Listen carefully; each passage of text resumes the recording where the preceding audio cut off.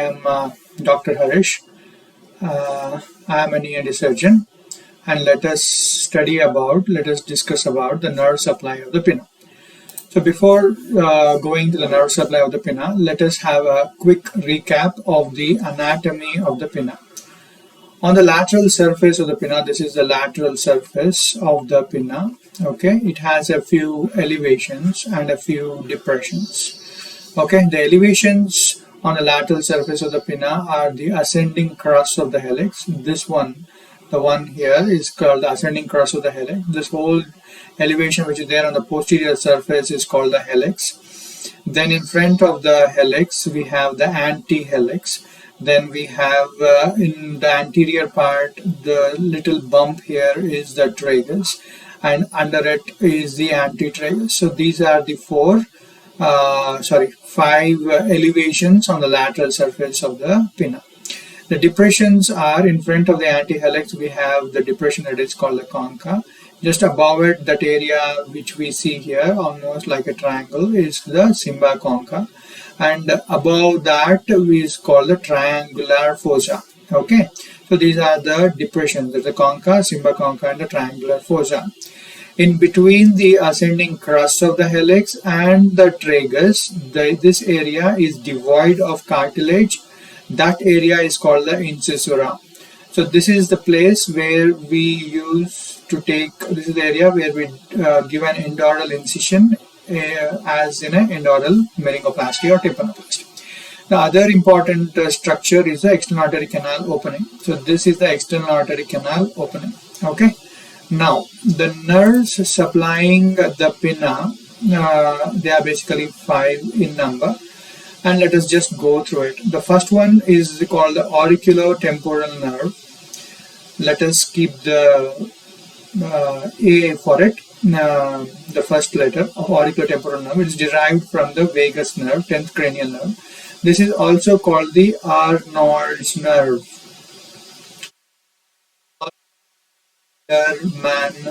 Alderman's nerve.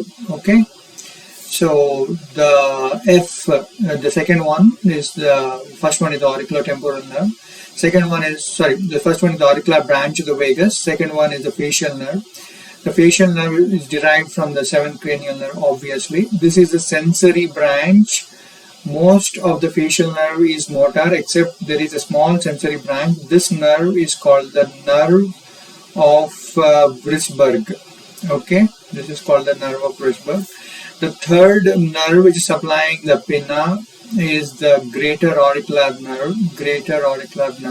The nerve's roots divide. The nerve is derived from C2 and C3 nerve roots. It's the cervical root, C2 and C3.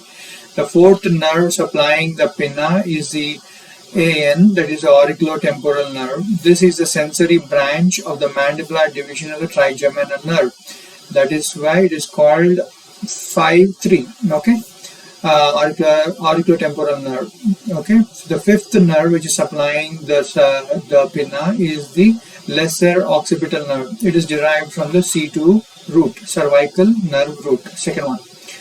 Now, coming to the lateral surface of the pinna, how do we remember it? We remember it is a bit complicated, so it's better to use a mnemonic. I like this Afghan, AFGAN. So you can remember the nerve supply of the lateral surface of the pinna by the mnemonic Afghan. A stands for the auricular branch of the vagus, F stands for facial nerve, G stands for greater auricular nerve, and AN stands for the auriculotemporal nerve. Okay, so what are the areas these things are supplying? Always remember this auricular branch of the vagus and the facial, they tag along. Wherever they go, they are like friends. The facial and the vagus tag along wherever they go. So they will continue to supply the external artery canal, and they will continue to supply the tympanic membrane lateral surface. So they tag along.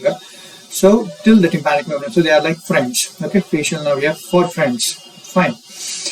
So what does this duo of auricular branch of the vagus and the facial supply? They supply the cymba concha. So this part that we see here is supplied by the cranial nerve 7 and 10, that is the auricular branch of the vagus and the facial nerve. Okay. The rest of it, that is the posterior part of the helix and the anti-helix, is supplied by the greater auricular nerve C2, C3. It is supplying the greater part, almost entire part of the lateral surface of the pinna. That is why it is greater auricular nerve. Okay, this part you can remember it, auriculotemporal. Auricle means ear, temporal is the temple area. Okay, so it is coming from there. It is obviously derived from the mandibular division of the trigeminal nerve. So what does it supply? It supplies the ascending limb of the helix. This one, ascending limb of the helix. It is supplying the tragus. It is supplying a part of the Cymba concha, the most anterior part of the Cymba concha, and a little bit of skin in front of the ear. Okay, this is the nerve supply of the auriculotemporal nerve.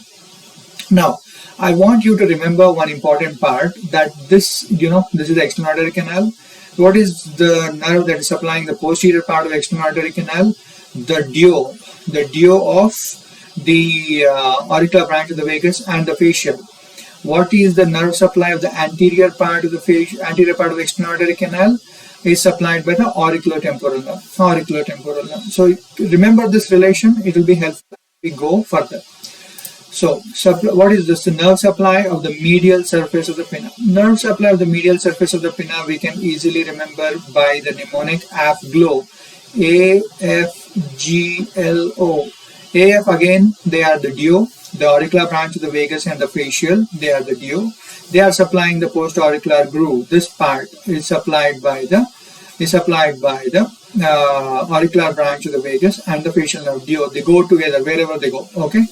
The rest of the almost entire part of the medial surface of the pinna is supplied by the greater auricular nerve, because again the greater, so it is supplying most of the medial surface and most of the lateral surface, except the most superior part, which is supplied by the lesser occipital nerve.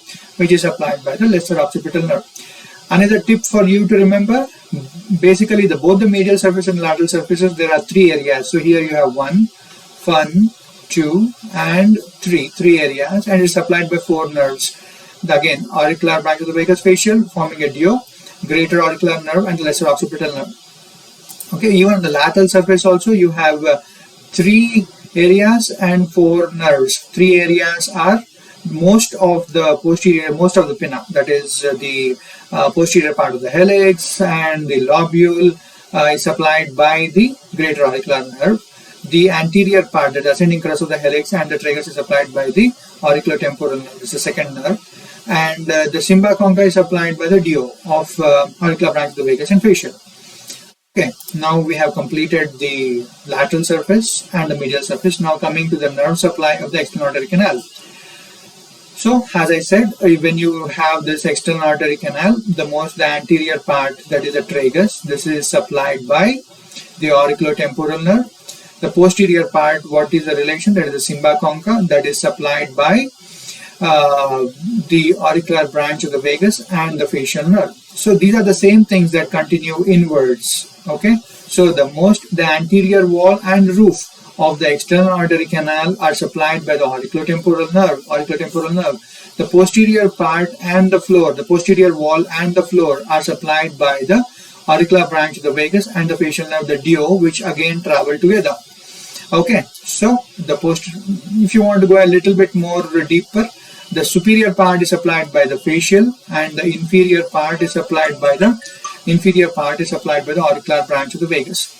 Right. So now coming to the applied anatomy. When we use a earbud and try to clean the ear, we get cough sometimes, and that is called the cough reflex, and that is mediated by the vagus nerve, because this is supplying the external auditory canal and this is also supplying the larynx.